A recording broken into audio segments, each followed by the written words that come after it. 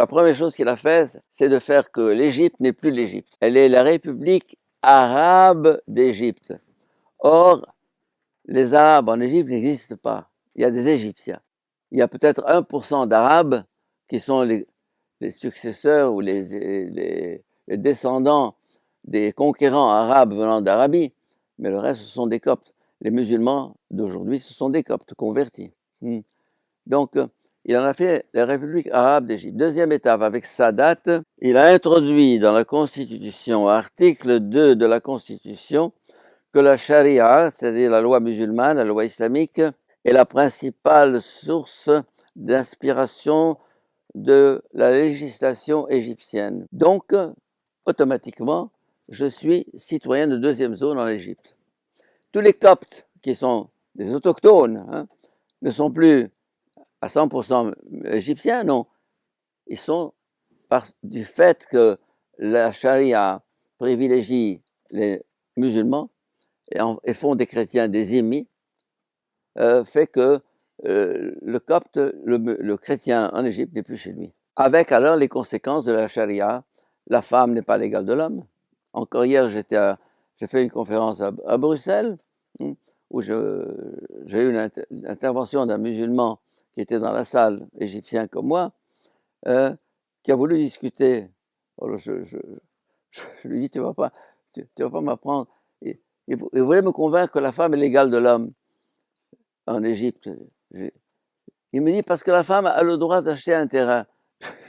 Alors pour lui, parce que la femme a le droit d'acheter un terrain, elle est l'égale de l'homme. Mais non, elle n'est pas l'égale de l'homme. Alors la femme n'est pas l'égale de l'homme. Le non-musulman n'est pas l'égal du musulman. Les postes clés, j'ai ici une longue liste, que les ministères, les gouvernorats, les grands postes de responsabilité en Égypte, on donne des miettes aux chrétiens et les musulmans ont la part royale, si je puis dire. C'est la charia. La charia, c'est-à-dire tout citoyen qui n'est pas encore musulman est un musulman potentiel, en attendant qu'il devienne réel. La preuve, c'est qu'en France, le nombre de conversions à l'islam se multiplie chaque année. En France. C'est un plan systématique. La France doit être musulmane d'ici 20 ou 30 ans. Et elle le sera. Et elle le sera parce que, vu la démographie, quand un Français a 2 enfants ou 1 enfant et demi, ou 2,1, je crois, c'est votre taux démographique, et que l'autre, il en a 4, 5, 6, alors évidemment, sans même avoir une calculatrice, n'est-ce pas, vous pouvez conclure ce que sera la France dans quelques 20 ou 30 ans. Et l'Allemagne, la même chose. Et l'Europe, la même chose. En d'autres termes, ils disent, et ils le proclament carrément, nous aurons l'Europe par le ventre de nos femmes. Nous aurons l'Europe par le ventre de nos femmes. En fait, l'infiltration islamique en Europe tient à 3 facteurs. La démographie, c'est-à-dire la natalité galopante. Deuxièmement, les conversions dont je viens de parler. Et troisièmement, l'immigration, qui est un problème chaud, où j'ai pris position contre le pape François en lui écrivant que je n'étais pas d'accord avec lui sur ses positions, parce que autant il faut être accueillant pour un vrai immigré, un vrai réfugié, et les filtrer, et dans la mesure où celui-ci veut s'intégrer, autant on ne peut pas créer toute la misère du monde. Quand une embarcation de 20 personnes en prend 200 parce qu'ils sont en train de se noyer, eh bien, il y aura 220 noyés au lieu d'avoir 200. Ça veut dire que, et il faut savoir aussi que cette immigration en Europe est manipulée, orientée et planifiée de façon systématique pour que l'Europe devienne une musulmane, parce qu'il y a un plan systématique de déstabilisation de l'Europe. Et contre le christianisme en général, ce qu'on appelle la christianophobie. Vous avez un observatoire de la christianophobie ici en France qui dénonce régulièrement ce qui se passe. Bon. Alors en Égypte, avec cette loi, cet article 2 de la Constitution, après l'arabisme, nous avons eu l'islamisme, avec Sadat et tout ce qui a suivi Sadat. Puis ensuite est venu Moubarak, qui a qui a pris la politique de la carotte et du bâton, ne voulant pas massacrer tous les islamistes, il les mettait en prison, puis il les libérait, puis il leur concédait. Mais on a eu des massacres terribles sous Moubarak. Bon, ensuite, nous avons eu le président Morsi, qui a été élu démocratiquement. On sait que c'est pas lui qui avait gagné les élections. Bon. Mais il a été élu démocratiquement selon les grands médias. Et il a commencé à dépecer le pays, donnant une partie à la Libye, une partie au Hamas pour leur Palestine, une partie du Sinaï, une partie au Soudan. Et les massacres se sont multipliés. J'ai encore des listes, je vous fais grâce, j'ai des chiffres, des listes ici devant moi. Et le mécontentement a été grandissant en Égypte, au point que le 30 juin 2013, il y a eu une révolution, plutôt une manifestation monstre, la plus grande manifestation de l'histoire humaine.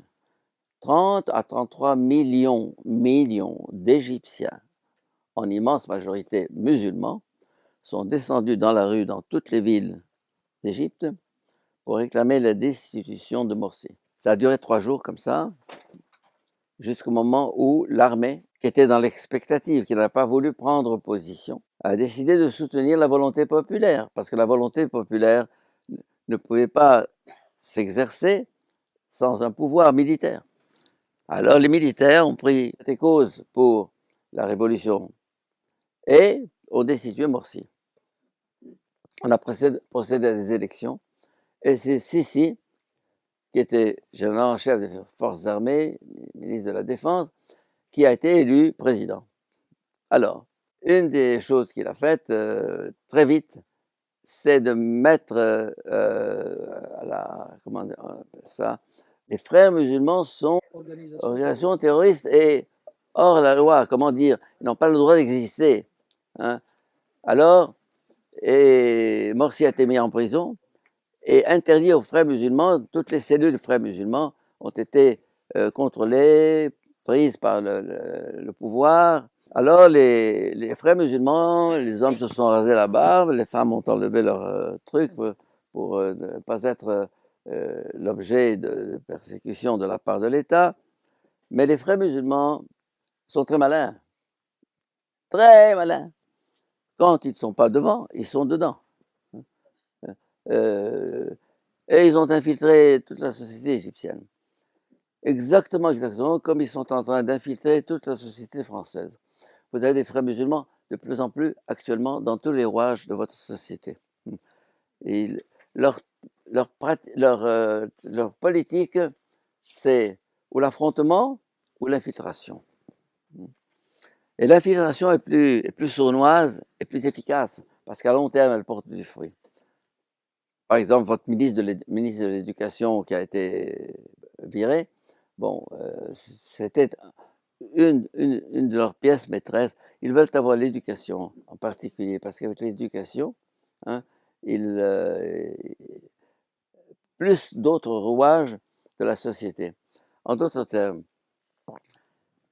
quand ils sont maintenant bien installés dans 80 pays du globe, et solidement, avec des fonds considérables, ils ont développé toute une économie parallèle qui les font extrêmement riches. Ils ont de l'argent à gogo. Plus l'Arabie Saoudite qui les soutient ou le Qatar qui les soutient, ça dépend des moments. Hein. Mais, alors,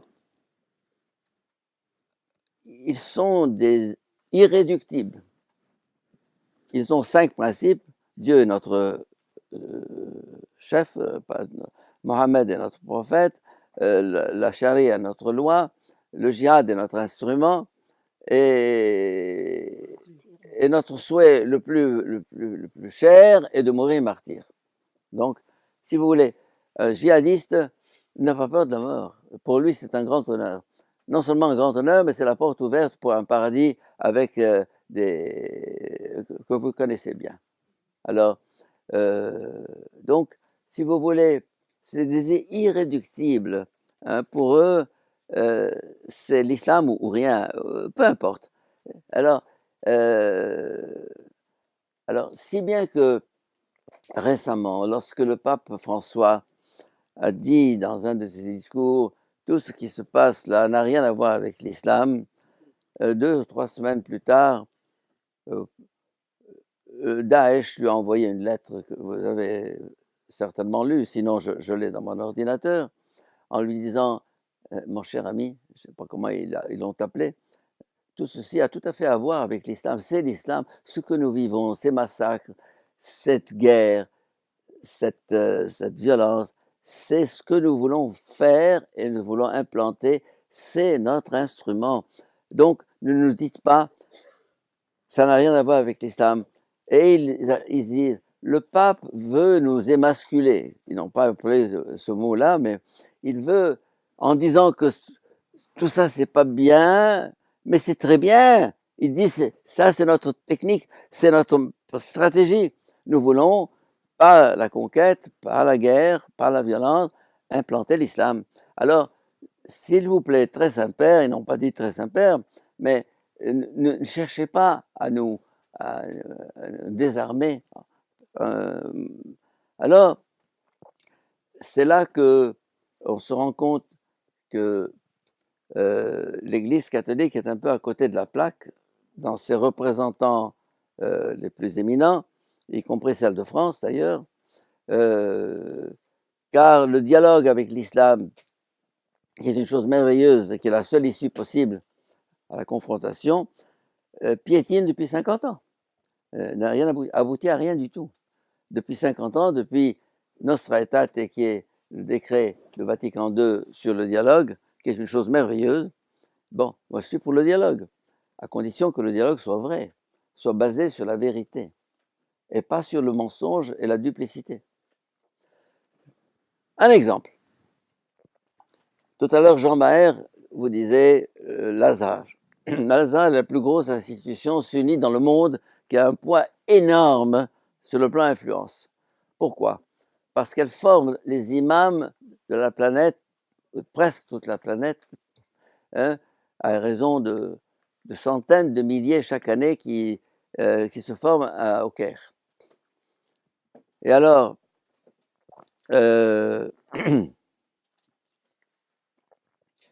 étant donné son poids,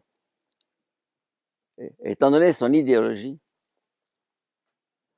étant donné,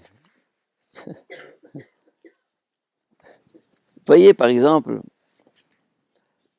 un manuel, l'extrait d'un manuel scolaire azariste du secondaire, enseigné aux élèves. J'ai traduit de l'arabe. L'imam, alors il s'agit des prisonniers, hommes et femmes et enfants, qu'on prend comme butin de guerre, n'est-ce pas? L'imam se rendra au Dar el-Islam, c'est-à-dire le territoire de l'islam, avec les prisonniers. Si les hommes se trouvent incapables de marcher, il les tuera.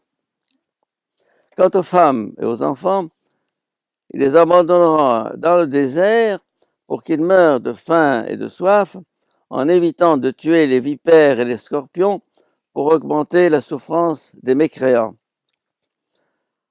Le manuel s'appelle El-Ikhtiyar fi Tahlil el-Mukhtar, page 298-299.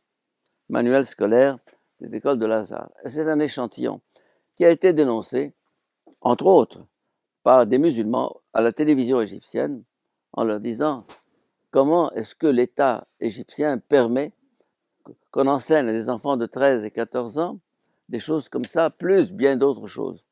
Comment haïr le chrétien, comment le persécuter, des enfants chrétiens qui se font battre avec des bâtons à la sortie de l'école, parce que le discours religieux est un discours fanatique qui, à travers les prêches du vendredi, à travers ces manuels scolaires des élèves, à travers l'islam, c'est pas simplement donc les frères musulmans, c'est parce que tout ça est pris de textes coraniques ou du hadith. Alors, le président Sisi veut réagir contre ça. Et il a, comment dire, averti, disons, il a pris à partie le cheikh de l'Azhar, Ahmed El-Taïb, pour lui dire, s'il te plaît, supprime ces textes de tes manuels. Tu es en train de semer dans notre société égyptienne un climat de fanatisme, d'intolérance. Ça suffit. Nous avons assez de problèmes. Nous voulons vivre en paix. Il l'a fait? Non. Le président a répété.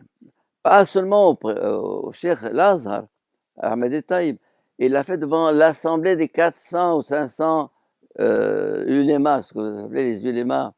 Hein? Donc, ils étaient toute l'assemblée. Il répète ça à chaque fête. Chaque fête, il va leur souhaiter la fête et il fait un discours. 3 ou 4 fois, il a répété, peine perdue. Le bonhomme fait la sourde oreille, il ne veut pas. Alors, mais ça n'empêchera pas de tendre la main au pape François et de lui dire que nous sommes amis de toute éternité et pour l'éternité. Hein, et que et le pape François, je ne sais pas si vous avez dans la tête l'accolade lorsque le pape François a voulu saisir le cheikh de l'Azhar, celui-ci résistait, et il l'a pris par la main, n'est-ce pas, et il l'a serré dans ses bras, et le lendemain, le grand moufti d'Arabie Saoudite condamnait le cheikh de l'Azhar pour s'être laissé embrasser par ce mécréant de François. Disant, comment tu fais ça? Alors, mais il résistait parce que, alors, le problème dans le dialogue islamo-chrétien est que on prend pour de l'argent comptant ce qu'il nous raconte et on sort du dialogue après avoir mangé des petits fours et bu le thé ensemble, hein, et a échangé des sourires et des accolades et fait des déclarations. On croit que tout ça, on a avancé dans le dialogue, mais pas du tout. On n'a pas avancé d'un pouce ni d'un pas depuis 50 ans. Si vous êtes sincère, enlevez ces textes. Si vous êtes sincère, condamnez Daesh. Mais ils ne sont pas sincères. Alors tout ça, c'est du kalam. Le kalam, ça veut dire des mots. Alors, donc, au lendemain des massacres d'avril dernier, en avril dernier, j'étais à Alexandrie et j'apprends que une église de Tanta c'est une ville entre le Caire et Alexandrie, avait été mitraillée ou bien sautée, quelqu'un s'était fait sauter en pleine église, il y a eu une quinzaine de morts. Bon. 1 heure plus tard, un autre attentat a lieu dans la grande cathédrale copte orthodoxe d'Alexandrie, où il y a eu une trentaine de morts. Donc, 46 morts en une journée. Alors, suite à cet attentat, j'ai écrit ce texte-là, que je vais vous lire, peut-être pas intégralement. Au lendemain des attentats sanglants contre les chrétiens coptes, célébrant le dimanche des Rameaux, le 9 avril 2017, j'accuse l'islam. Vous connaissez Zola? J'accuse. J'accuse l'islam d'être la cause de cette barbarie et de tous les actes de violence commis au nom de la foi musulmane.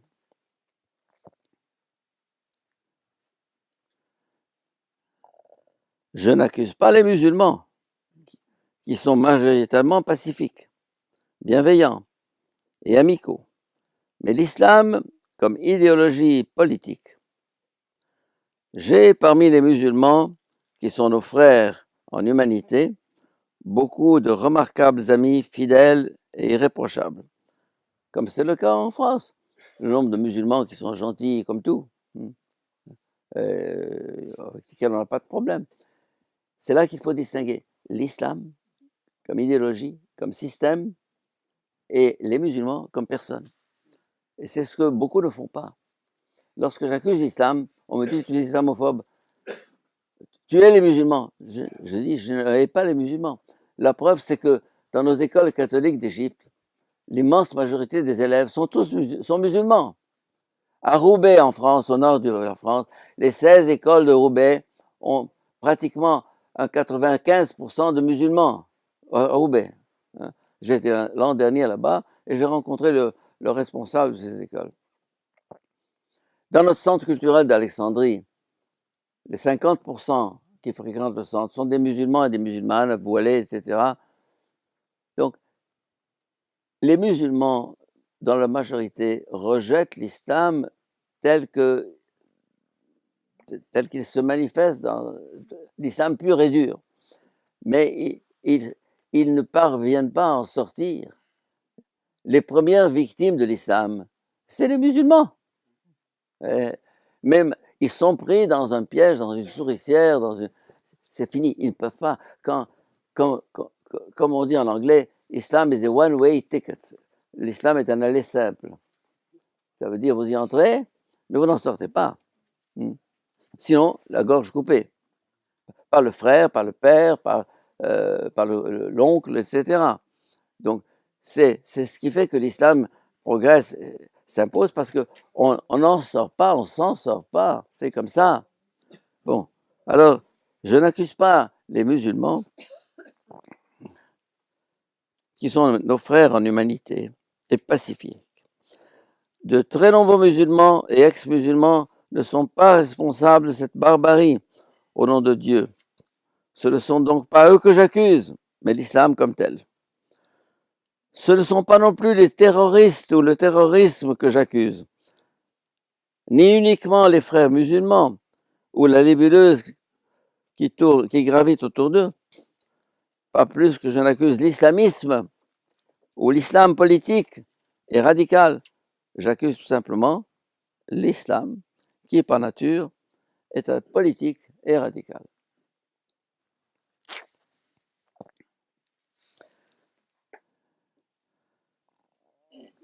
Je saute beaucoup de choses pour arriver à Lazare. J'accuse Lazare,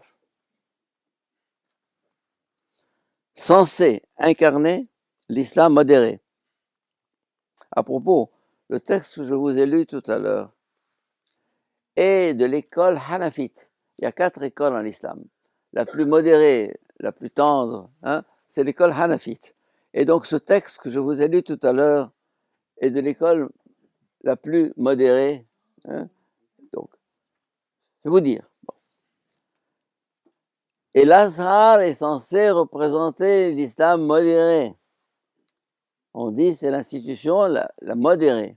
Bon. Et il se déclare comme tel. J'accuse l'Azhar, censé incarner l'islam modéré, de nourrir un esprit de fanatisme, d'intolérance et de haine chez des millions d'étudiants et d'imams venant du monde entier se former auprès de ces institutions. L'Azhar devient ainsi une des sources principales de terrorisme dans le monde. Vous vous rendez compte? Des millions d'imams ou d'étudiants qui rentrent dans leur pays et qui sèment cet esprit-là, la source est au Caire. L'Égypte est une plaque tournante du monde, pas seulement musulman, pas seulement arabo-musulman. L'Égypte, nous sommes en Égypte au cœur comment on appelle, d'un maelstrom ou d'un tourbillon. L'Égypte est un pays clé. Après-demain, vous aurez le président de l'Égypte ici à Paris. Tu pourras nous en dire un mot, Jean, tout à l'heure. Et si on arrive à désamorcer ou bien à changer l'Égypte, on change le monde arabe, on change le monde tout court, on change l'islam. Et avant de continuer, je voudrais vous dire une chose, c'est que l'islam est en plein doute par rapport à lui-même. Ils sont en guerre, les chiites contre les sunnites. Ils sont en guerre, les modérés contre les radicaux. Les pays arabes ne cessent de se faire la guerre depuis... C'est peut-être instrumentalisé, manipulé par les nations étrangères. Je le crois, je le sais, je le pense. Mais il y a tout ce qu'il faut pour ça.